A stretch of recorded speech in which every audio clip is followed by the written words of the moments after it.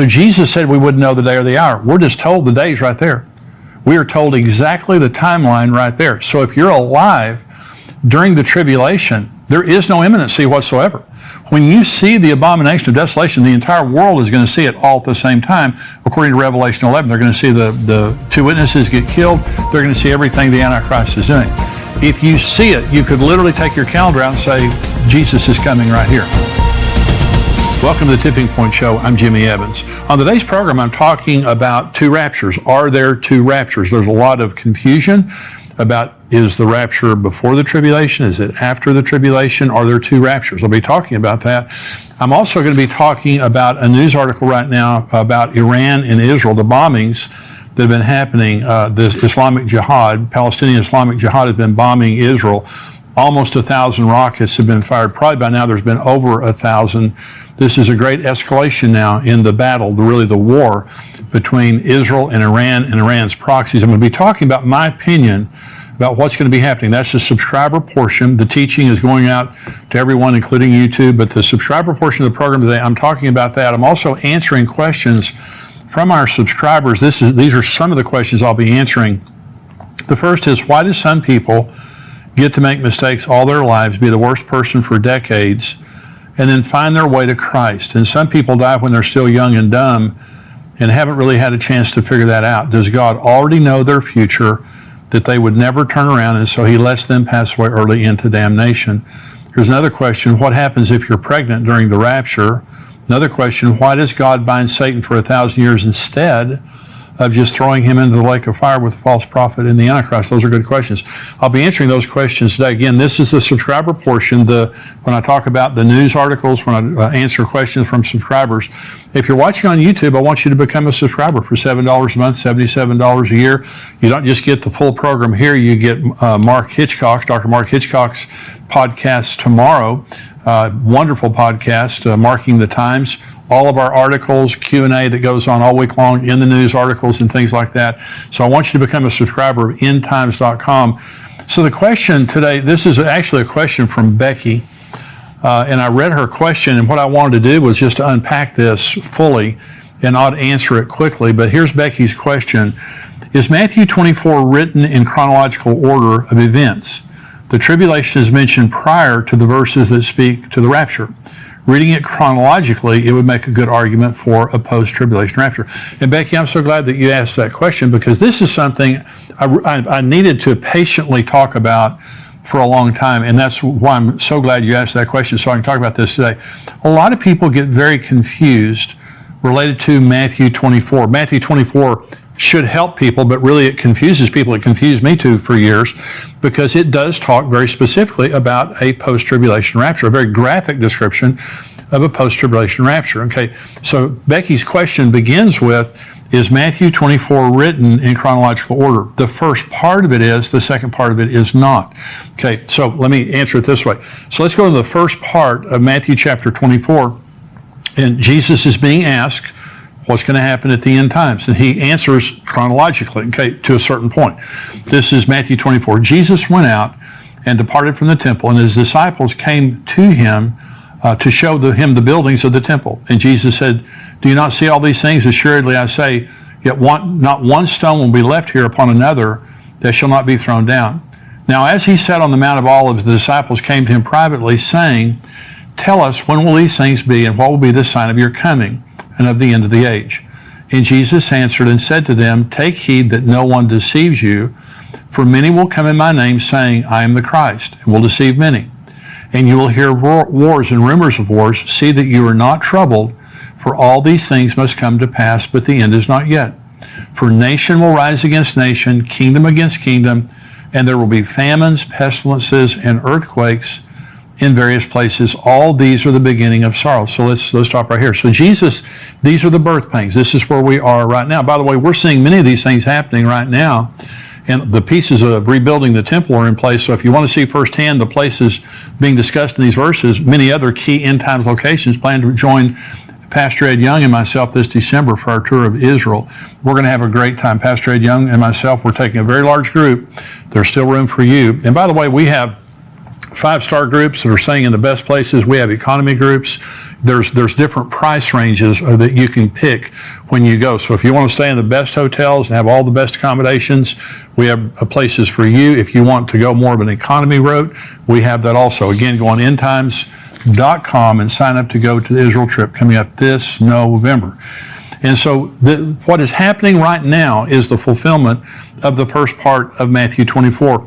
Wars and rumors of wars, nation against nation, kingdom against kingdom. You can check that box. It's happening all over the world right now, but also famines and earthquakes and all those kinds of things like that, and pestilences.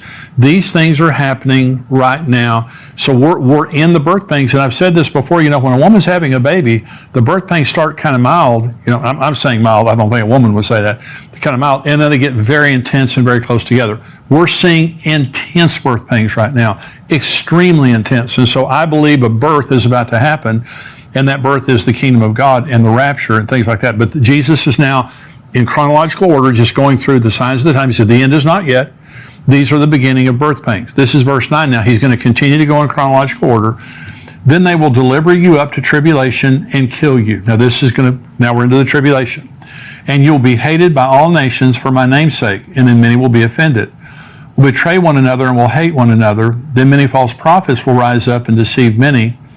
And because lawlessness will abound, the love of many will grow cold. But he who endures to the end shall be saved. And this gospel of the kingdom shall be preached in all the world as a witness to all the nations, and then the end will come. Therefore, when you see the abomination of desolation spoken of by Daniel the prophet standing in the holy place, whoever reads, let him understand. Then let those who are in Judea flee to the mountains. Let him who is on the housetop not go down to take anything out of his house. And let him who is in the field not go back to get his clothes. But woe to those who are pregnant and to those who are nursing babies in those days. And pray that your flight may not be in winter or on the Sabbath. For then there will be great tribulation, such as not been since the beginning of the world until this time, no, nor ever shall be. And unless those days were shortened, no flesh would be saved. But for the elect's sake, those days will be shortened. Then if anyone says to you, look, here's the Christ, or there, do not believe it. For false Christ and false prophets will rise up and show great signs and wonders to deceive, if possible, even the elect. See, I have told you beforehand. Therefore, if they say to you, look, he is in the desert, do not go out. Or look, he is in the inner rooms, do not believe it. For as the lightning comes from the east and flashes to the west, so also will be the coming of the Son of Man. For wherever the carcass is, there the eagles will be gathered together. And this is where he talks about the rapture. Immediately after the tribulation of those days, the sun will be darkened, the moon will not give its light, the stars will fall from heaven, and the powers of the heaven will be shaken. Then the sign of the Son of Man will appear in heaven. Then all the tribes of the earth will mourn, and they will see the Son of Man coming on the clouds of heaven with power and great glory. And he will send his angels with a great sound of a trumpet, and they will gather together his elect from the four winds, from one end of heaven to the other. Okay, so let's stop right here. Now, this is all chronological, and he goes right to the end of the tribulation. And Jesus says, graphically, immediately after the tribulation of those days. And he says the sun will be darkened, the moon will not give its light, the stars of the heaven will not shine, and the powers of the heavens will be shaken. So he's describing a very, very terrible time. He says, unless those days have been shortened, no flesh would have survived. So let me first of all begin, because in the last program, I was talking about the case for a pre-tribulation rapture, okay, which I hope I made clearly. There is a post-tribulation rapture. Jesus says immediately after the tribulation of those days. There's no doubt about the fact that he's talking about at the end of the tribulation, there's going to be a gathering of the living and the dead people who accepted Christ after the first rapture and during the tribulation. So after these verses, okay, after verse 31, Jesus changes timelines here, okay. He's not on the same timeline. Jesus is now talking about preparing for a pre-tribulation rapture, and I'll prove this to you. Now this is verse 32. Learn this parable from the fig tree. Now he's changing. This is different. He's no longer talking about the tribulation. Learn this parable from the fig tree. When its branch has already become tender and puts forth leaves, you know that summer is near. So you also, when you see all these things, know that it is near at the doors. Assuredly, I say to you, this generation will by no means pass away till all these things take place. Heaven and earth will pass away, but my words will by no means pass away. But of that day and hour no one knows, not even the angels of heaven, but my Father only. But as the days of Noah were, now listen to this, because this is very different from the end of the tribulation. As the days of Noah were, so also will be the coming of the Son of Man. For as in the days before the flood, they were eating and drinking, marrying and given in marriage until the day that Noah entered the ark, and did not know until the flood came and took them all away. So also will the coming of the Son of Man be. 2 men will be in the field, one will be taken, the other left.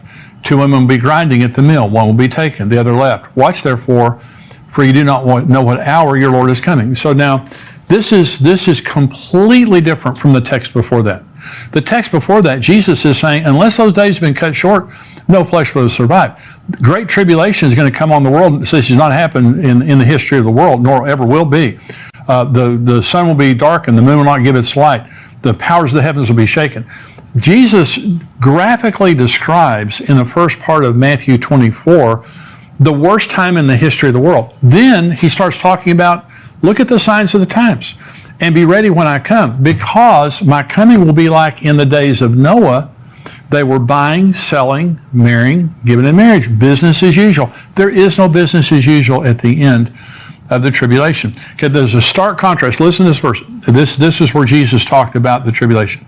Immediately after the tribulation of those days, the sun will be darkened, the moon will not give its light, the stars will fall from heaven, and the powers of the heaven will shake it. Listen to these words now. As the days of Noah were, so also will the coming of the Son of Man be. For as in the days of Noah, or as in the days before the flood, they were eating, drinking, marrying, giving in marriage until the day Noah entered the ark. They did not know until the flood came and took them all away. So also will be the coming of the Son of Man. One of the most important doctrines concerning the rapture is imminency. Now, Jesus can come. I believe that some year Jesus is going to come during the Feast of Trumpets. I've talked about that before on the program, which happens in the fall of the year. Next year, it will be during our conference that the Feast of Trumpets happens. But it could happen anytime. Jesus can come anytime he wants to. But imminency is a very important doctrine. But you have to understand that when the abomination of desolation takes place, Jesus said, because some people would say there is no pre-tribulation rapture.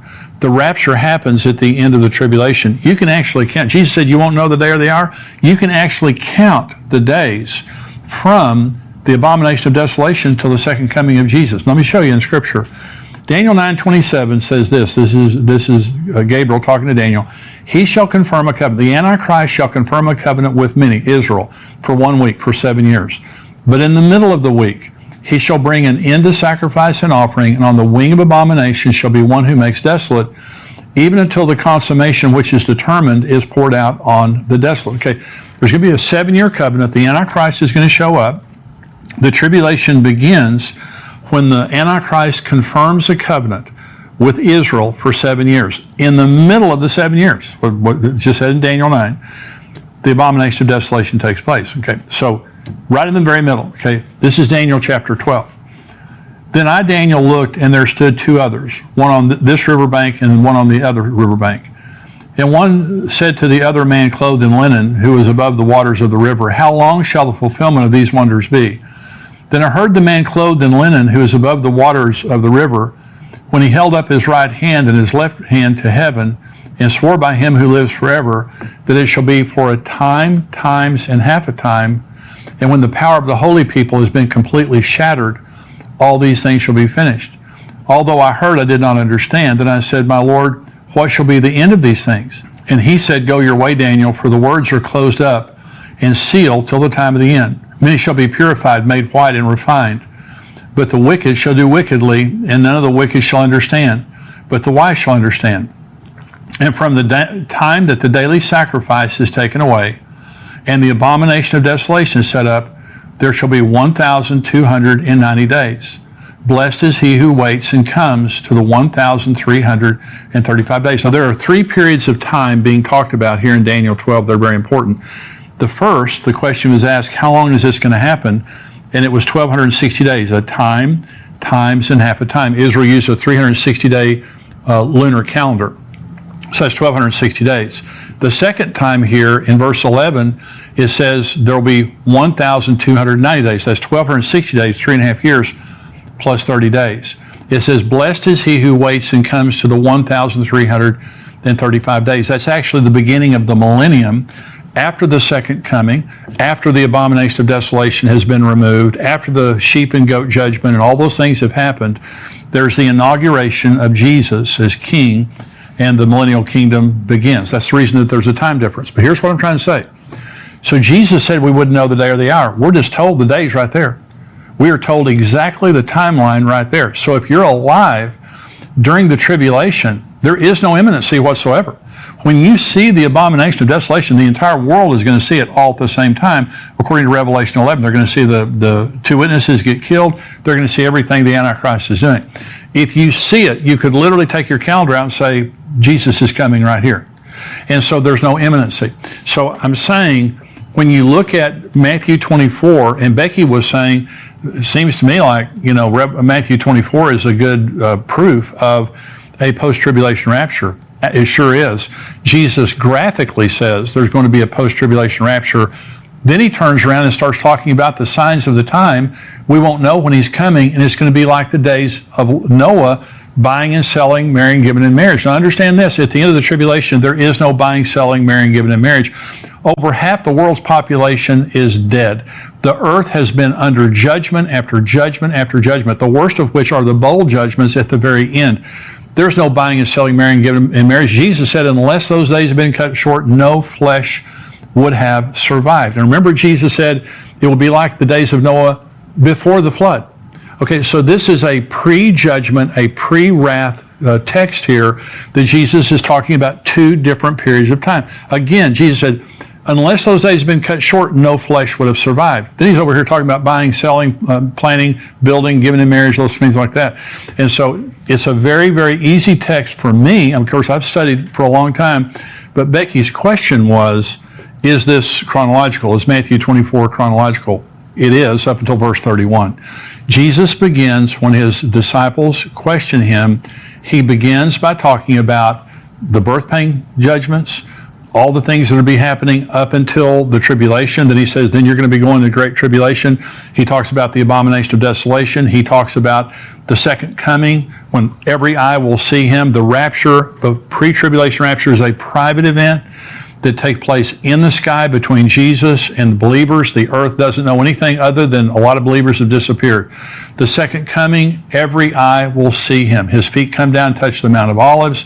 There's going to be again a great rapture of the saints, the living and dead saints. People have been saved during the tribulation. So when you read the full text of Matthew 24, you see a chronological account that Jesus gives from verse 1 all the way down until verse 31. Then he changes and said, look at the signs of the times. Look at the fig tree. All these things happening. It's going to be like the days of Noah. So I believe that there's going to be, at any time now, because again, imminency. Right now, we don't know. Even if Jesus comes during Rosh Hashanah is a 2-day feast.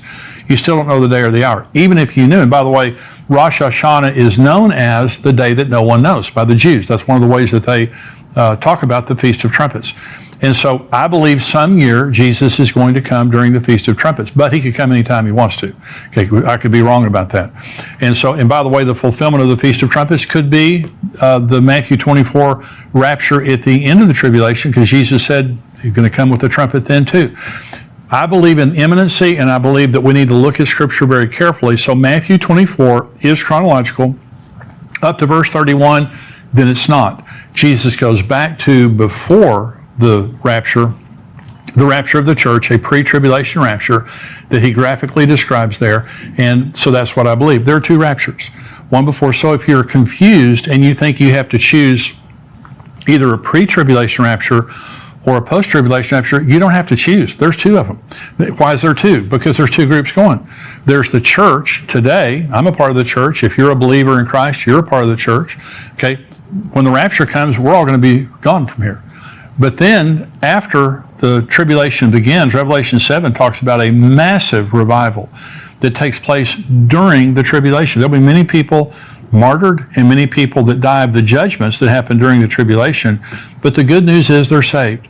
Some people will actually survive on the earth, the tribulation. one way or the other, at the end, they're going to be gathered up just like we were. They'll be a part of the church. They'll rule and reign with Jesus for 1,000 years. And so that's what I believe. I believe that Matthew 24 is another text that very graphically describes a pre-tribulation and a post-tribulation rapture. I want you to be a part of the first group. And I want to remind you, we have the book.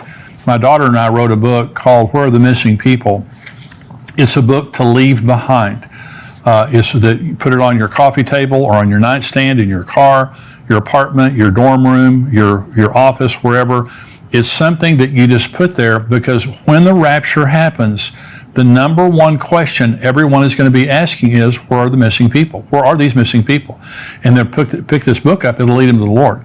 It'll also tell them what's about to happen in the world and how to deal with it, to know what's happening during the tribulation. So that little book there, you can get it on xlmarriage.com. You can get it on missingpeoplebook.com. And if you're buying more than one, we have great discounts there. You can also buy it on amazon.com. But we wrote that specifically for all of us who are expecting the rapture to happen. Just have that laying there for people to be able to read. Because people are going to be going through your stuff. I don't know if you thought about that, but people are going to be going through your stuff after the rapture. Let them see that book and get that book and lead them to Christ. Become a subscriber. $7 a month, $77 a year. We would love to have you become a subscriber, and you get everything that we have, $7 a month. Lunch at McDonald's. Become a subscriber. You're going to be greatly comforted and educated by the content we have.